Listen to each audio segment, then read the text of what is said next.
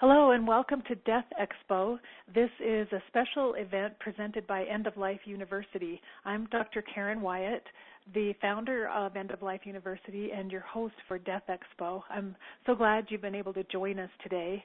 I think we're going to have a fantastic conversation, and I'm very excited.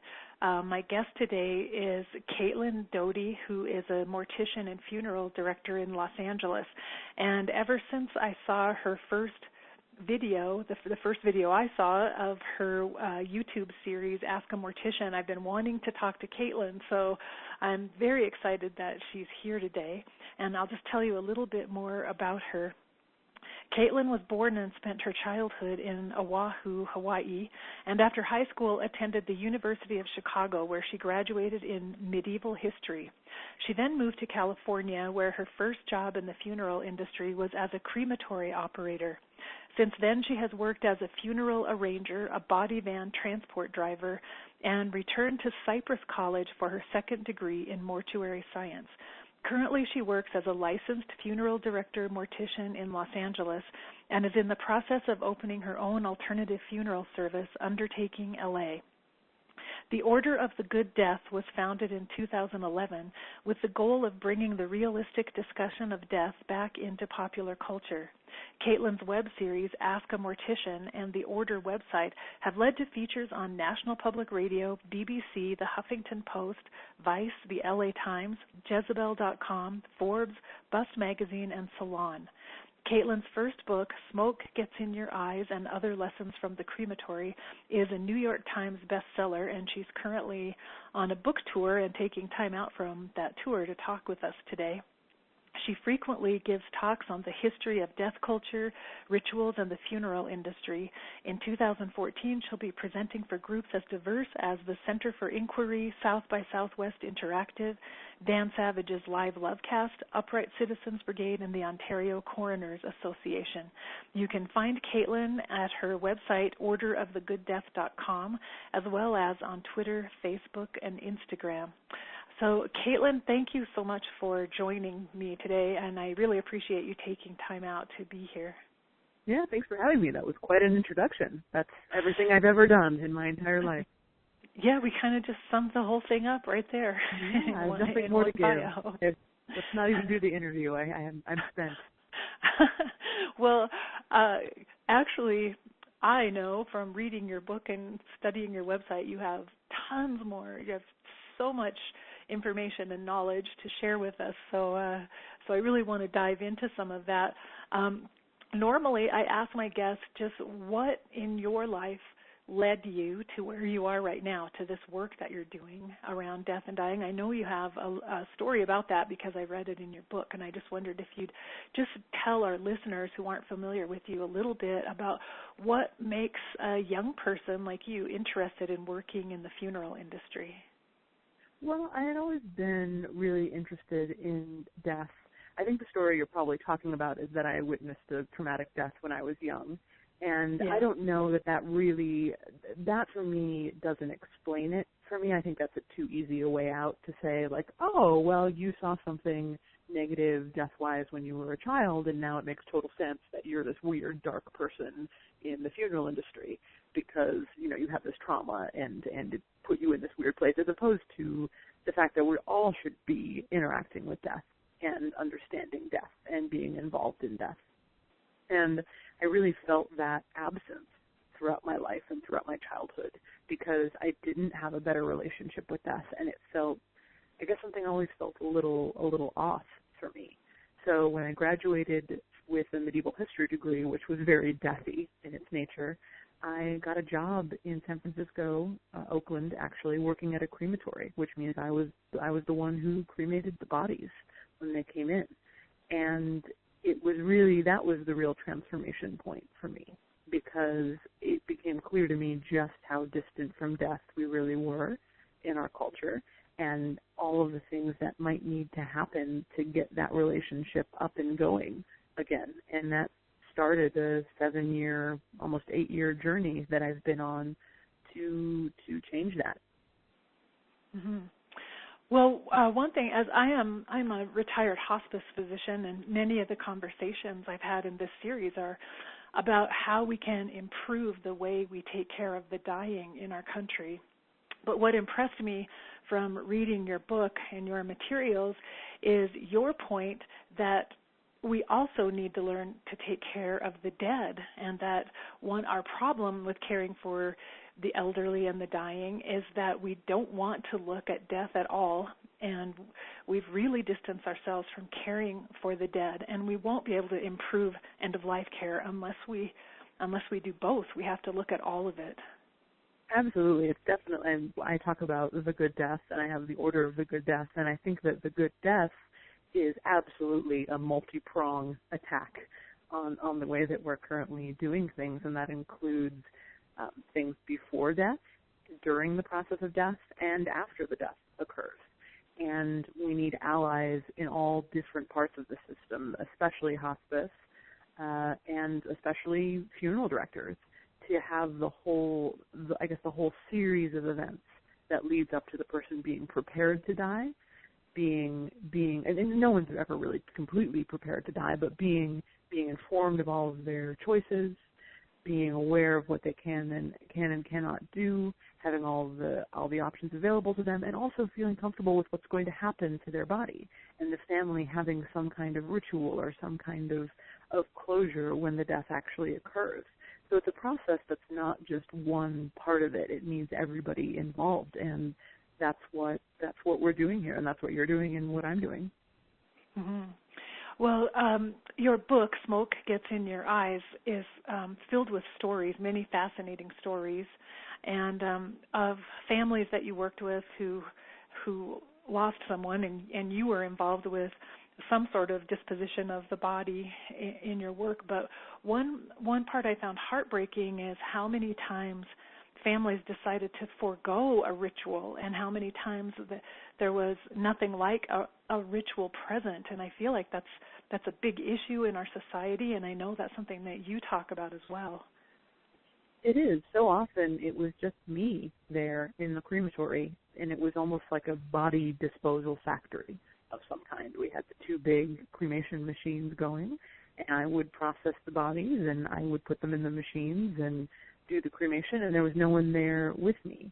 And it really was, I was just the factory worker in a sense. And I tried to have great respect for the people that I was cremating, and tried to be present and to look at their faces, but I wasn't their family. I didn't know them, and there's no way to change that. So it was a feeling of incompleteness for these people. And we had something called a witness cremation, which allowed people to come in and witness the body being loaded into the machine and do whatever ritual might feel comfortable to them, push the button to start the process, etc. But really few people took us up on that. And I hope to keep promoting that as a way that, whether you're religious or secular, you can have something to do and feel like you're part of the process, and feel like you're not just calling the funeral director to take away the body, ne'er to be seen again. Mm-hmm. Yes, and I was just shocked to read that there are, you can actually purchase a cremation online without going to even visit your deceased loved one in the hospital or wherever, or nursing home, wherever they are. You can purchase a cremation online and receive the ashes by mail. And I didn't realize that even existed, but no, it sure does. Yeah, you put your info into the internet and tell them what hospital dad is at, send the forms in, and 2 weeks later, 10 working days later, you get a box certified mail that you have to sign for. That's his ashes, and that's the only interaction. You never actually have to speak to anyone at all, or see the body, or have any interaction, and it's death entirely removed. Wow, and yes, that's as far removed as you can get, I would think, and that was shocking to me. And I know from interviewing several grief counselors, they've talked about the importance of ritual for families in dealing with their grief and letting go and saying goodbye to the loved one. So it feels like this step in this direction of more technology is really going to do us harm in the long run. I mean, we're already at that place where we're experiencing harm because we're not embracing death and not experiencing it fully and celebrating it fully in our lives. I do think that's true, and it's important to remember when we say ritual, there are people who are more secular or who are a-religious who say, yeah, but what ritual am I supposed to do? And it's important to remember that ritual doesn't have to be connected to religion at all. Ritual is simply the act of a transition of some kind. And what's more of a transition than death? Not much. So it's just the act of being present, whether it's just sitting with the body or washing the body or doing some kind of ritual with the ashes after it takes place. Just things to acknowledge that this person was part of the fabric of the community and now they're not anymore. They're gone, and that hole is going to be there. And not trying to, there's a phrase that we use that is grief waits. So you can say, I'm going to have this cremation on the internet, I'm not going to interact with the death at all, but if this was someone that you love, or even someone that you hated but was a big part of your life, that grief is going to wait for you. And it's going to be in your subconscious, and it's going to come out in different, more negative ways. So it's not possible just to bypass the grief process. Mm-hmm. Oh, that's such a good point, because I once read a survey that was done with patients in a mental health center waiting room. They were all patients who were coming for some sort of counseling or mental health therapy. And over time, they found that approximately 50% of the patients who were coming for treatment had some history of unresolved grief in their lives. So, whether That's we can say it's cause and effect, but it makes sense. It does come back to us, and it does rise up again in our lives in one way or another.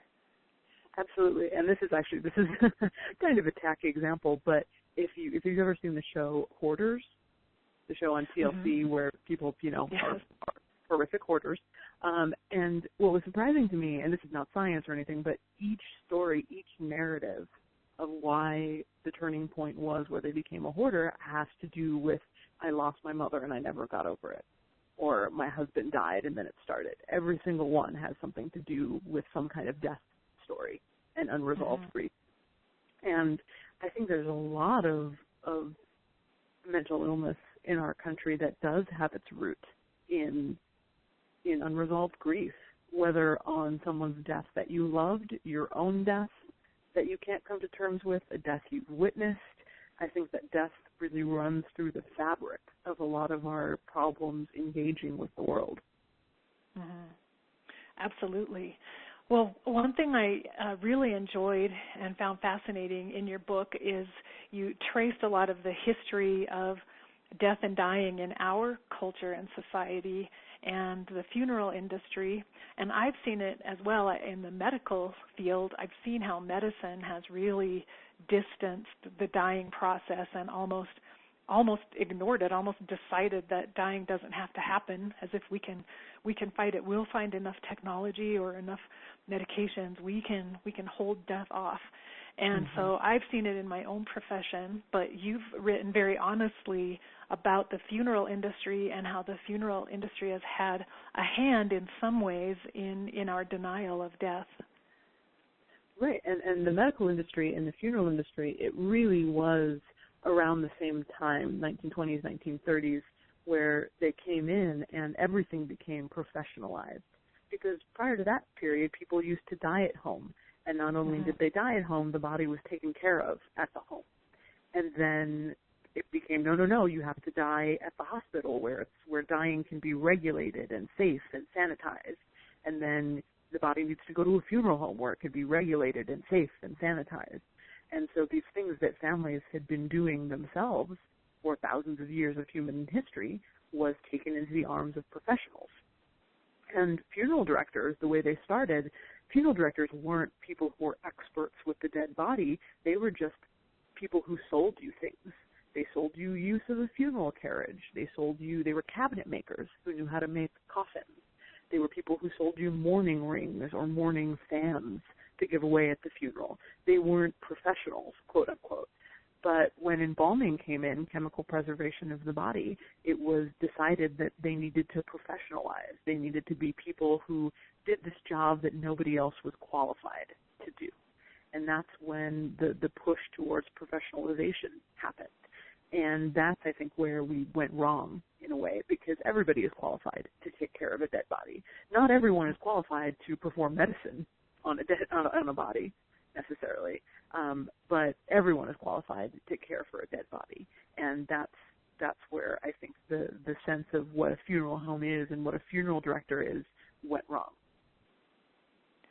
As I think about it, in our own society, as we were evolving from the Victorian era into a, quote, modern society, I can see that, it was thought to be more modern to deal with illness and death and dying in this new way, and that it was embraced by people because they wanted to be on board with the latest and the newest trends. And so I can kind of see why that transition happened and why people almost innocently embraced it without having no idea what the consequences would be down the road for our society as a whole.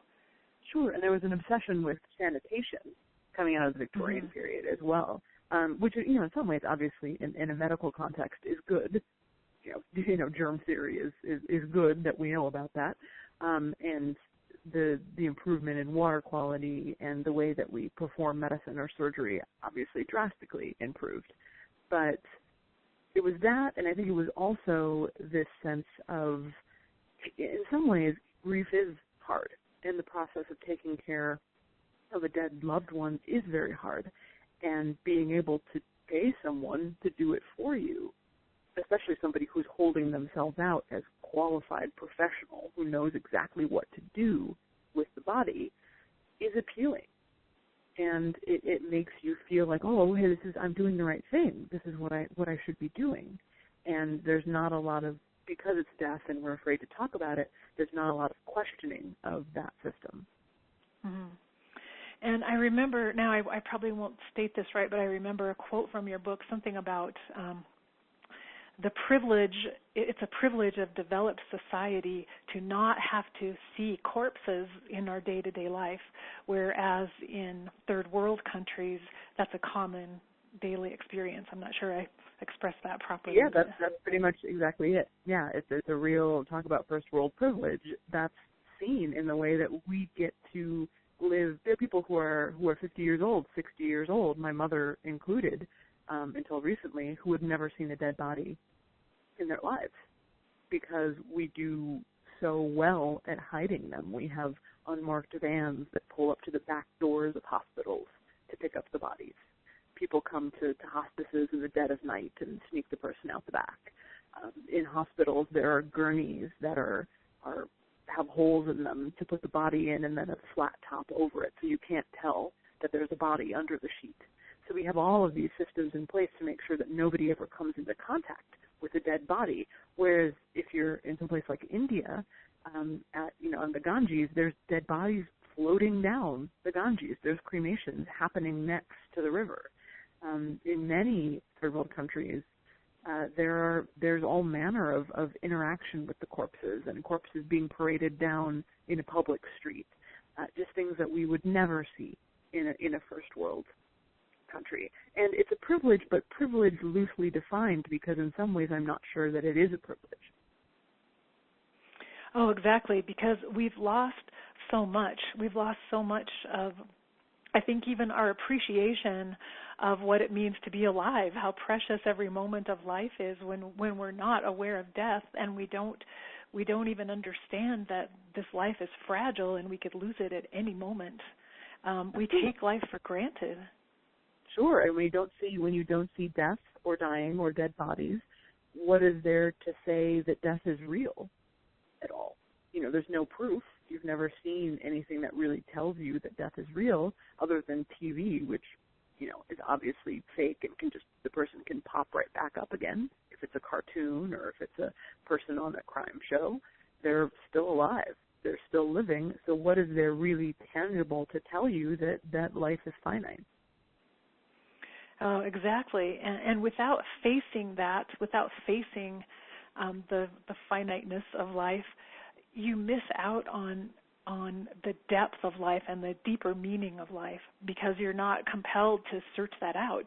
You don't have a driving force within you that says, I need to understand why I'm here before I leave, before this life is over, I've got to figure it out. And if you don't ever realistically address the issue, there's nothing that propels you toward that search for meaning. I agree with you, and it's important to remember that death is the driving force of creativity and of everything we do, really, as a human species. And we are one of the few species that know and understand death. And the fact that we do know and understand death is why we've become the dominant species on Earth. But if we don't keep that relationship with death going, we can do a lot of harm to the Earth because we think we're above death, and we think we're above the death of ourselves and our species and our planet. Exactly. We don't even recognize that destroying our own planet will ultimately destroy us when we somehow, as you said, think we're above that. Yeah, spoiler, it will. Surprise. Yeah. Those things are intimately connected. Well, I wanted to ask you about, first of all, I want to ask about everything, but I wanted to ask about the Order of the Good Death and how you formed that group and what your goals are for that. I know it's a website, but it's a kind of a group, a community of people. Right. The Order of the Good Death was founded, I guess, almost 4 years ago now. And it was originally, the idea was to get together people that wanted to have a public conversation about death. People who were doing something, who were professionals, who were artists, who were academics in the death sphere somehow, who were doing a good job at putting information out there, who were doing really fascinating projects, and who wanted to I guess, be an example of having an open conversation about death and working in death.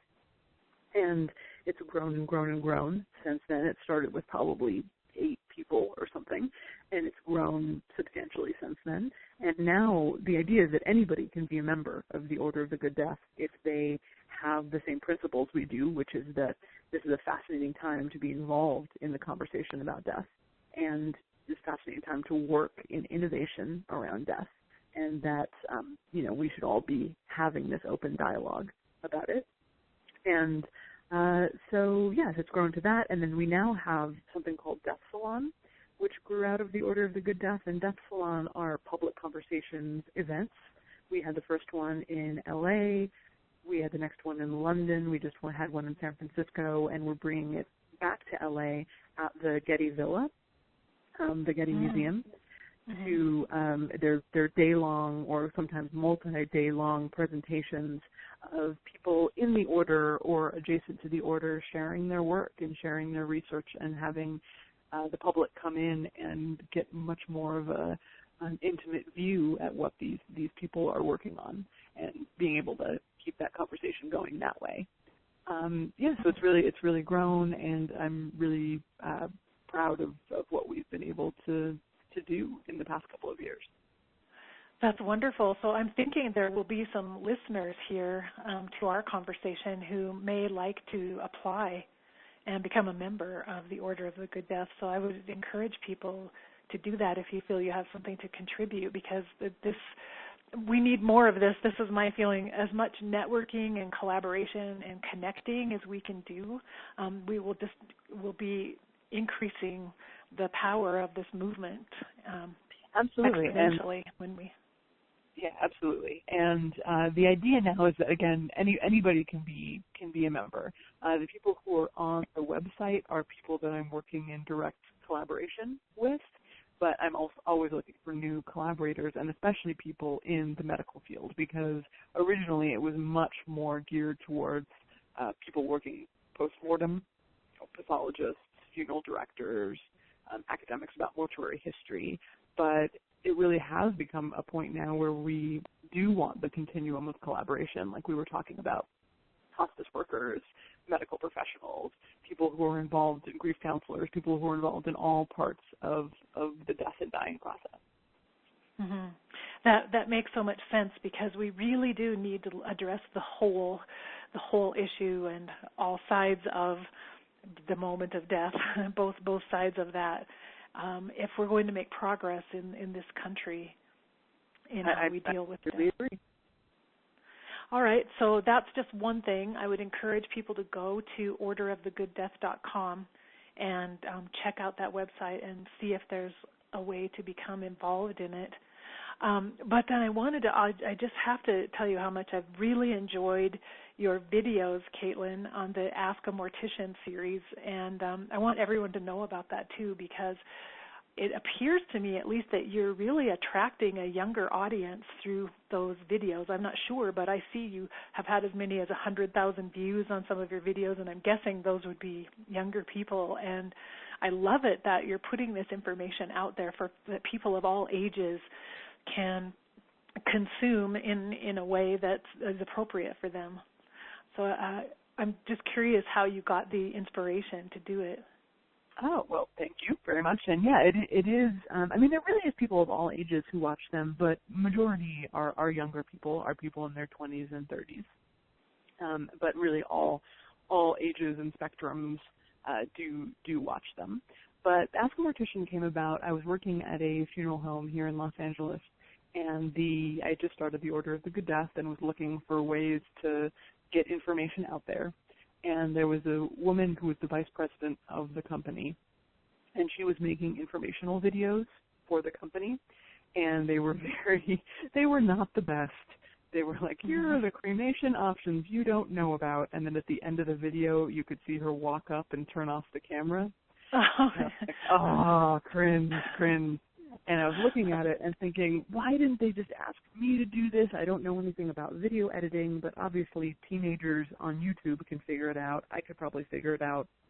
I know I would be more dynamic than this person. Bless her heart. But I guess I came to the conclusion of, well, maybe I could be doing not videos for this company, but videos for my own work and for my own advocacy work and for the Order of the Good Death. So I put out the first Ask a Mortician, I guess it would be 3 years ago now. It's almost exactly November 2011, I think. So that's exactly 3 years ago, right? Yeah. And I first put my first one out, and it was successful almost immediately, and it's been great ever since. And I don't make as many as I should because they're a little more difficult than they look. There's the Dolly Parton quote that says it costs a lot to look this cheap. Kind of the ethos of the videos that it takes a lot of time to make something that looks as cheaply made as the videos do. But yeah, it's been a really good tool to get people, because the idea is to make people really comfortable having questions about death, and to see me saying, hey, it's totally fine to be fascinated by death and mortality and these questions aren't deviant and they aren't wrong, and there are people out there who want to answer them for you. Yes, I think it's fantastic, because that's one of the facets of changing how we deal with death, is just educating people, but also validating the people who already have curiosity and interest and questions, and giving them a safe space where, hey, it's okay, bring up your questions and let's have a conversation about it. And in the videos, I feel, at least this is my impression, that you strike the perfect balance of being factual and humorous at the same time, without being disrespectful at all of the dead, but you're able to bring humor into the video, so the viewer is totally comfortable watching and totally fascinated in everything that you're saying. And I just think you've done a masterful job at putting those together. Oh, well, thank you. I like this interview. I'm very comfortable here. Yeah, that is really, that walking that line is really a big part of what I do, is trying to figure out, because there are a lot of websites that do really, really good work, but have graphics of trees, and it's about the end of life, and those are good, but they don't really get younger people especially excited to be involved in end-of-life issues. And then you have the opposite end of the spectrum, where there's gore or there's too many details, and it puts people off as well. So trying to strike that balance in between those two things where you can be funny and irreverent, but not disrespectful or gory or overly intense is really what I try to do. And you're right, there is a sense of, are you preaching to the choir here? Because are these people already interested to come to watch a video like this? And yes, in a way I am preaching to the choir sometimes, but my view on it is that the more of us there are and the louder the choir becomes, the more that people will hear us. And, it's interesting because as a hospice medical director, I'm part of the choir, I guess, but honestly, I don't know that much. I don't know very much about the funeral industry or embalming or corpses or decomposition. I don't know that information either. So I think that's one reason it's been fascinating for me to think, oh, guess what? My medical training completely left out everything that happens after the last breath. And in many cases, we left out the weeks before the last breath as well. But I never learned anything. And I hear that all the time. I hear that all the time from doctors and from hospice. You think hospice people, especially, they would make sure very much that you were trained in all of these issues, and because you're really families tell me all the time how amazing hospice workers are with talking them through the dying process, and you want the hospice worker to also know about the death process and how to advise the family there as well. And especially because at the time of death, and I picked this up from your book as well, there's so many misconceptions about what the law says you can do with a dead body. And I think I'd love for you to just enlighten our listeners right now a little bit, because most of us don't really know what the law says. We assume you have to call a funeral home immediately if someone dies in your home, and they have to pick up the body right away. So maybe you could just fill us in a bit on what does the law say? Sure. It's a little tricky because laws are different in each state. Each state has their own cemetery and funeral board that does the laws there. But what's universal across all 50 states is that you can keep that body in your home and do the death care for the first couple of days yourself. You don't need to hire a funeral director. You don't need to have, in some states, there are about 8 states where you do need to have a funeral director involved in what's called the Final Disposition. So the funeral director to come transport the body or to take it to the cemetery or do the death certificate. But in no state do you need a funeral director to do the initial care of the body, the washing of the body, the having it in the home, the laying it out. You can do that on your own, and it's especially easy if somebody was on hospice care or did die at home and is already in the home. And that can be a really, really beautiful, powerful experience. And dead bodies are not dangerous. Every once in a while, in the case of something like Ebola or SARS or some wildly communicable disease, a dead body will be dangerous. But that's not a dead body that would have died peacefully at home in their bed. That would be a body that died under watch in the hospital, and the doctors wouldn't just let you take it home. But every other body, cancer, HIV, heart attack, kidney disease, all of those bodies are very safe to handle in the home, and they don't become more dangerous when they die somehow. And so the family really is empowered to have the body there and take the time they need, and they don't have to hand it over to a funeral director if they're not ready. And that's really where a lot of death midwives and death doulas come in to help the family at that time with the preparation of the body and maybe even helping the family create a ritual at that point. Yeah, there are a lot of people who can come. So you can say that, and of course my grand ideal is that the family wants to do everything themselves and have so much information they're completely empowered, but that's a little pie in the sky at this point because we've become so distant from death. So it really does help to have people like death midwives or even a really sympathetic funeral director who can come in and say, hold their hand a little bit and say, okay, well, I know that you're not totally comfortable moving the body or dressing the body. Here, let me show you how this can be done. And really letting the family take the lead but being there for any questions or concerns that they have. Mm-hmm.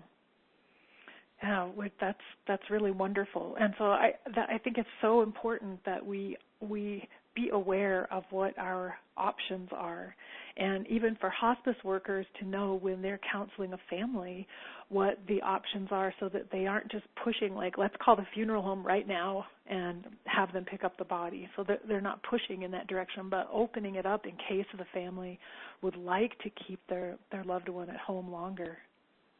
Right, and it's just as simple as saying, because people always want to know what their options are and what they can do. So if they ask the hospice worker, what do I do when they die? Even if just as simple as answer is, it depends on how much you think you want to be involved. You could do everything from keeping the body in the home to having it picked right away by a funeral home or crematorium. And just knowing the very simple options and knowing there's a whole continuum of what they can choose, in a way, having that choice can be incredibly empowering for a family at a time where they feel like they have no power at all because somebody they love is dying and there's nothing they can do about it. Yeah, and I'm impressed. I mean, you yourself are a licensed funeral director and mortician, and so you're an example that there are some funeral directors out there, it sounds like, who are sympathetic, who could be consulted and would be helpful at the time of death for families who wanted alternatives. Absolutely, and it has to come, but I guess what I would say is that I don't know that funeral directors are going to change necessarily on their own, and that the structure of the funeral industry is going to change on its own because there's not much incentive for it to do so. The biggest change in the funeral industry in the last 20 years has been cremation, has been the astronomical rise in the level of cremation, and that's because people were demanding it. Families were demanding it, and the funeral directors had to adjust if they wanted to stay open. So the same thing is going to happen with things like home funerals that we're talking about, or natural burials, for instance, where you're just buried not in a heavy casket in a vault underground, but just buried naturally in the ground in a shroud or a decomposing casket. Those are things that we have to demand as families and advocate for. And that's hard to do when you're in the middle of a death and you're not really thinking about what a great advocate you can be. You're thinking about your grief. But the more that we plan ahead and we know to demand these things, the more the funeral industry will have to adjust to keep up with what the community and the family wants. Mm-hmm. And that makes sense. In several other interviews, we've talked about the fact that it's really going to take a grassroots movement to change end-of-life care in our country, because likewise the medical system won't change on its own. It's going to take consumer demand to make that change happen. So the same is true in the death industry, the funeral industry as well, is that we need people to rise up and say, we want something different. Yeah, absolutely. That beautiful piece in the New York Times about a month ago, where the woman was talking about her father's death and how difficult that was just to get him home and to get him what he wanted. You know, the more op-eds we have, the more people are speaking out, the more people are saying, I had a negative end-of-life experience and I want to talk about how it could have been better, or I had an amazing end-of-life experience and I want to share how we did it. The more that people are comfortable talking about it, and the more, I guess, the conversation about death becomes more open, the more that it's a safe space to have these conversations. The way that, you know, we could talk about how to make better cars and how to make better televisions without fear of somebody judging us, because those are products. And in a way, the experience of end of life is also a product in that we pay for it. We certainly pay a hefty price for it. So we should be able to have those same conversations as consumers in a rational way without being shamed because it's death and we're talking about it openly. Mm-hmm. And Caitlin, you are definitely doing your part of fostering these conversations and being out there speaking all over the country. And I know you're on a book tour right now where you're traveling the country and speaking and doing book signings. So you are, it seems to me that you may be getting a sense as you travel is change happening? Do you feel over the last few years while you've been involved in this work, do you feel things are beginning to change? I really do. When I started being public, really, which I guess was 4 years, almost 4 years now in January, when I put myself out there on the internet and my face on the internet, it's really just been, it felt pretty lonely at first. And there were people who had been doing work for many years whose shoulders I stand on, but it wasn't really until the last 2 years, I would say, that there's just been in the media and in the number of people who want to be involved, just an explosion in the conversations, and that stretches out into things like death with dignity and and hospice care and funeral planning and natural burials and home funerals, and just the explosion of attention from all sectors and people who want to see those changes happen has really been really exciting. And in some ways it's hard to control, because at first you think you know what you want and how you want to go out there and do it, and then all of a sudden there are so many other people who have the same but maybe slightly conflicting views, and how do you get everybody on the same page and organize them. But it's still incredibly heartening and exciting to see the sea change in people's ability to talk about it and to demand change. What would you say to listeners of this series who, what do you feel we all need to be doing? How can we be helping and helping to bring this change about in our society? Do you have any thoughts about that, of just all of us, whether we're in the end-of-life industry or whether we're just interested in it and open? Do you have suggestions? Well, because everybody's going to die, and everybody has people they know in their lives who are going to die as well, I think forming an opinion on what you want is the best thing to do, formulating a plan and formulating an opinion. So when the inevitable does happen, say you have an elderly parent, if you have that conversation with your parent and you know they don't want any invasive medical procedures, you get them an advance directive, you know that they would want to be on hospice if at all possible, you know that they want to be cremated, not buried. When the time comes, if you feel really confident in those decisions, then you feel better about advocating for them. You're not going to be a babe in the woods. You're not going to come in and say, well, I guess we should put the pacemaker in, or, yeah, I guess maybe she would have wanted to be embalmed and buried.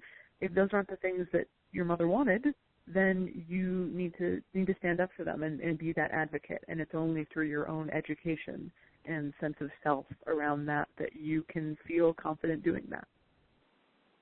Mm-hmm.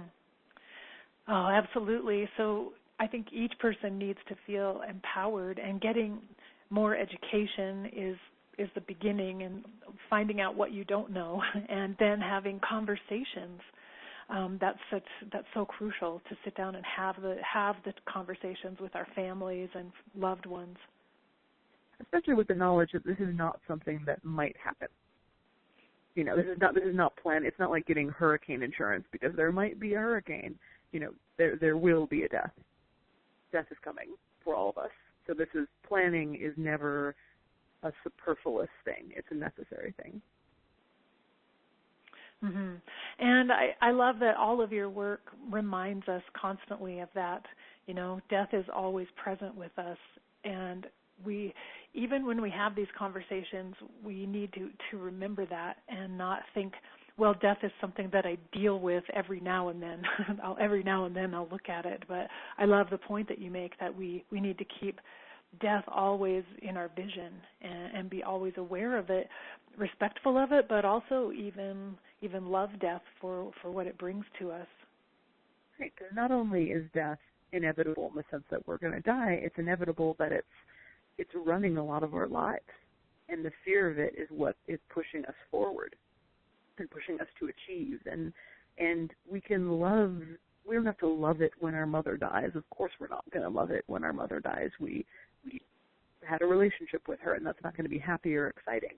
But on a day-to-day basis, you can love death for how it changes our culture and how it moves us forward and how it affects our lives, and just love the psychology of it, and love the history of it, and love its place in the world, and that's not a deviant or a bad thing. No, and I think if you spend any time in nature at all, it becomes apparent that death is an essential part of the life cycle. Being out in the forest, it's so clear that without death, the forest wouldn't grow and wouldn't foster. We wouldn't have the forest that we have. So it makes it clear if you begin with nature, it's easier to look at it and appreciate the power of death in the life cycle and the importance of it, and that, of course, that's also true in our own lives. Yeah, without death and without even going as far as decomposition and things like that, and how that drives the nature cycle, and remembering that we are part of nature. We are out of nature. It feels sometimes now in our MacBook society that we're, again, above nature somehow. But we're really not. We are animals, just like any other animal. And we are part of the natural cycle. We are part of life and death. And it doesn't hurt us to reflect on that. Absolutely. And one of the things that I think of often is that as I've worked with hospice patients, those patients are suddenly confronted with their own mortality, in a very brutal way almost, but they have no choice but to look at it and accept it and be aware of it. But what I see take place is this beautiful transformation when suddenly they realize they're mortal, they're going to die, and accept their death, that suddenly their life begins to take on different meaning, and they begin to seek out what really matters in life and start focusing more on love and connections with people and finding deeper meaning. And that quality is what's missing in much of our society right now. And maybe this death awareness would bring all of us to that point if we had more of it. Sure, and one would hope that there was a way to confront death and have those realizations and those effects before you were at a point where you have 3-4 months to live. Because when you have 3-4 months to live, there are definitely, as you've seen, things that you can do, senses you can mend, statements you can leave the world with, but it's not enough time to really change your life and move it in a whole different direction, because you are dying and you are incredibly ill. And if there's a way to face it without having to actually be staring down the barrel of literal death, wouldn't that be a great thing? Absolutely. And I hear that message in the work that you're doing as you're inviting people to wake up, become aware of death, become more knowledgeable about death, just embrace it and accept it. And so I want to thank you for that, just for your dedication to this message.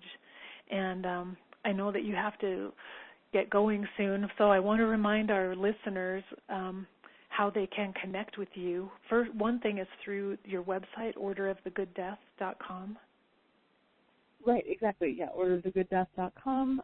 If you look up Ask the Mortician on YouTube, if you look, I'm on Facebook and Twitter, just my name, Caitlin Doughty, and pretty much anywhere online I'm lurking in the dark spaces of the internet. And on my website, there are emails for me there as well.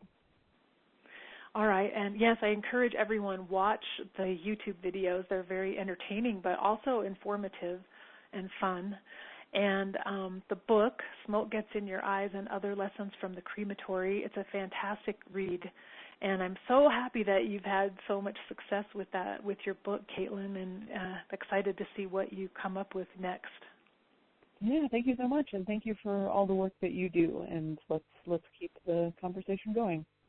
Absolutely. Well, I wish you good luck in your travels as you're touring around the country, and hopefully we'll connect again sometime soon. So take care. I've been talking with Caitlin Doughty of orderofthegooddeath.com and Ask a Mortician, and the book Smoke Gets in Your Eyes and Other Lessons from the Crematory.